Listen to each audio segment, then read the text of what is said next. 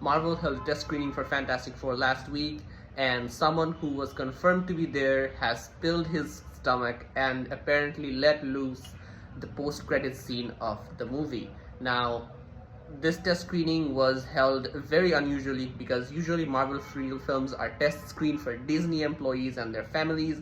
They don't really usually do public test screenings, like just pulling people off the street, making them sign NDAs, and then putting in a theater just to watch Fantastic Four and get their thoughts. Now, test screenings will not give you what the final movie will look like because the VFX is always unfinished. It's not the final cut, and the movie doesn't look or sound usually like what it's supposed to at the end, but they still do it to gauge how the general audience would react to this movie, because Fantastic Four, since it's set in a new universe, is going to have audience that have not watched any Marvel films. Now, I'm very excited to watch this movie with my wife, who has seen none of the MCU films, but she can just go in and watch this movie because it's a new universe and they're introducing this universe with the Fantastic Four, and I think that's a great idea to reach as wide an audience as possible. But I still do think that these test screenings are not the best metric to judge what the movie is going to be like.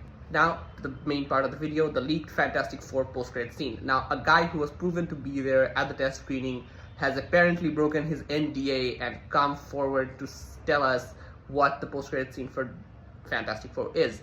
And according to him, it's just a small scene with Susan Storm going in to Franklin Richards' bedroom to check up on him before he goes to sleep, but goes in to see Dr. Doom sitting beside and holding baby Franklin Richards in his room. Now, there has been no confirmation that Dr. Doom even has dialogue or not, but if this is true, this would be our first sighting of Robert Downey Jr. in the MCU as Dr. Doom.